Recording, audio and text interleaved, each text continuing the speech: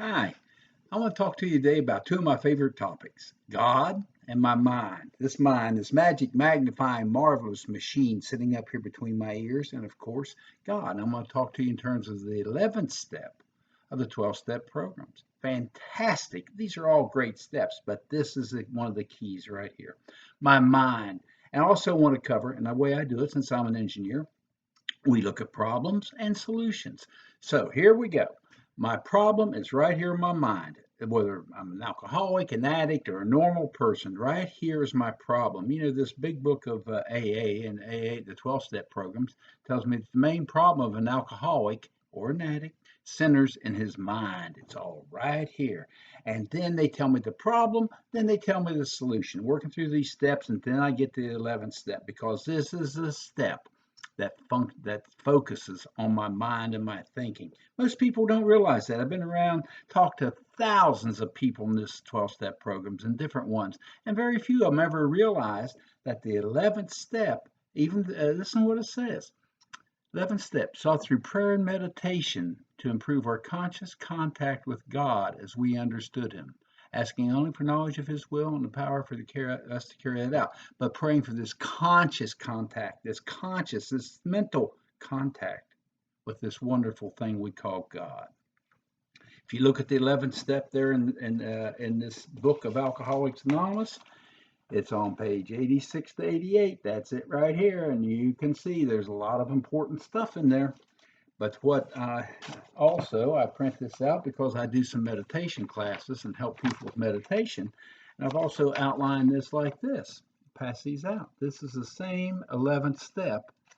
And you can see what I've done in here is highlighted the parts that talk about my mind, my thinking, my brain, all this, the different parts right here. This is about my thinking. So this step right here, the thing is, this is a solution. This identifies the problem. The problem lies in my mind. Now the solution lies with this wonderful higher power, this God within, the great reality deep down within. But it offers clear cut and precise directions on how to do this. See, starts at the beginning of the day, goes throughout the day, and then it goes at night. So that's what we're going to cover. On awakening, let us think about the 24 hours ahead.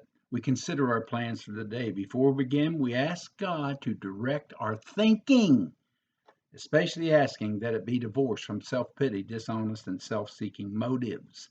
Under these conditions, we can employ our mental faculties with assurance, for after all, God gave us brains to use. Our thought life will be placed on a much higher plane when our thinking is cleared of wrong motives. That's this paragraph right here. And look at how much it talks about our thinking. So on awakening, we ask God to direct this thinking. We give this thinking to this higher power so that we have a better direction in this. And then we do a short meditation, which we'll talk about later. But then it tells me how to do this throughout the day. Clear cut directions. As we go through the day, we pause when agitated or doubtful and ask for the right thought or action. We constantly remind ourselves that we are no longer running the show, humbly saying to ourselves many times each day, Thy will be done. We are then, now listen to this sentence. Listen to this sentence. It's so important as we go through the day. We are then in much less danger of excitement, fear, anger, worry, self-pity, and foolish decisions. We become much more efficient. We do not tire so easily if we're not burning up energy foolishly the way we did when we tried to arrange life to suit ourselves. Wow, that's it. But look at those promises. Look what it tells us. See, right now, today, there's a lot of fear, there's a lot of anxiety, and it's so easy to let this mind get going and let our emotions get upset. And it's difficult. It's much more of a challenge. But this is good. This is not bad. What's happening right now is not a bad thing. It's a good thing.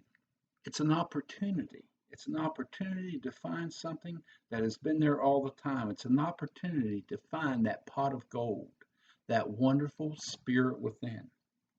And herein lies the clear-cut directions on how to do it. Herein lies the wonderful wonderful directions on how you can find a power that will shift the way you think and the way you feel and the way you act and react in life. And this is it. But look at what it says. As we go through the day, we pause when agitated or doubtful and ask for the right thought or action, constantly reminding ourselves that we're no longer running the show, humbly saying to ourselves many times each day, Thy will be done. We are then in much less danger of excitement, fear, anger, worry, self-pity, and foolish decisions. We become much more efficient. We do not tire so easily if we're not burning up energy foolishly as we did when we tried to arrange life to suit ourselves. Listen, that we are then all those things. And I said I've worked with thousands of people. I've worked with myself and everything. And every time that I talk to people or I hear people or I experience all these things. Listen to this: fear, anger, worry, self pity, foolish decisions. All those things. I have not done the first step. I have not done the first part of that. I have not paused and asked for help. Or I get up this morning and took off and just took off and didn't even do the real first part. Ask God to direct my thinking. But if I follow the directions, the precise, clear-cut directions that are in this step in those pages, I don't have the fear, the anger, the worry, anxiety. That's what it tells me. It doesn't. I've got to follow directions. This thing gives me a recipe. If I give you a recipe for a cake, I make a great rhubarb cake. If I give you that recipe and tell you, hey, this is it, you got to get the stuff and you mix it up and you put it in the oven and bake it, and you bake it for 350 degrees for 45 minutes.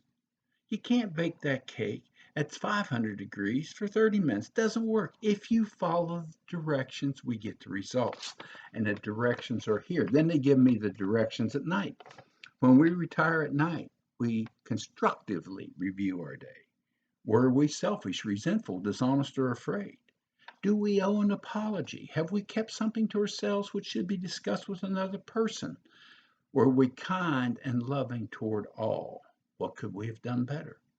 Were we thinking of ourselves most of the time, or were we thinking of what we could do for others, what we could pack in the stream of life? See, clear-cut directions when it gives me 7 questions. Do I go over those? I cannot expect the results out of this 12-step program or out of life if I'm not following directions. If I think I still know the answers, then I'm the higher power. If I think I still know everything, but if I follow directions, I get the results. Results here. We are in much less danger of excitement, fear, anger, worry, self pity, and foolish decisions. We become much more efficient. We do not tire so easily if we're not burning up energy foolishly as we did when we tried to arrange life to suit ourselves.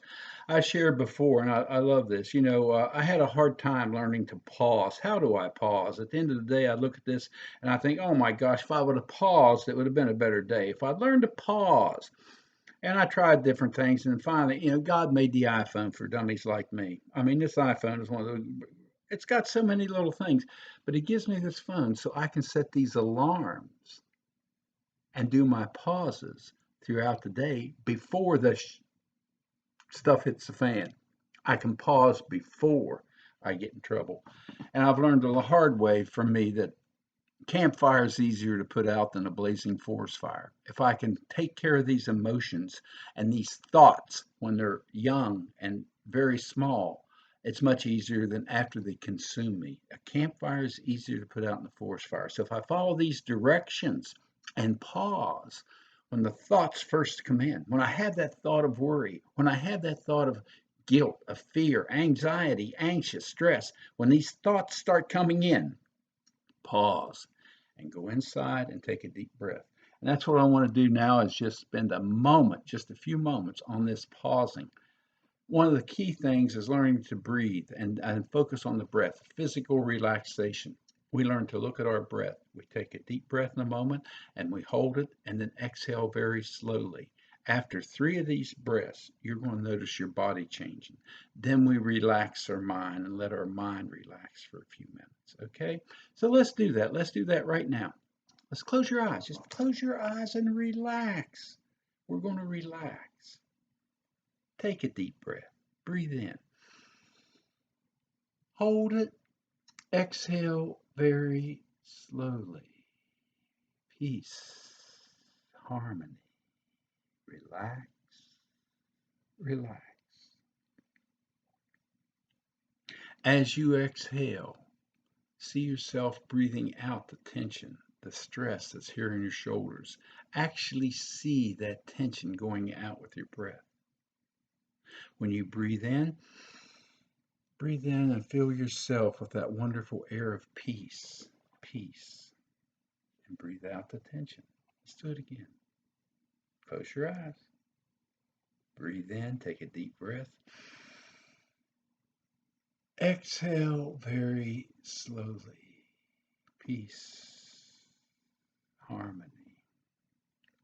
Relax, relax. Let all that tension just flow out with the breath. Just let it go. Let's take one more. Breathe in. Exhale very slowly. Peace, harmony. Relax, relax.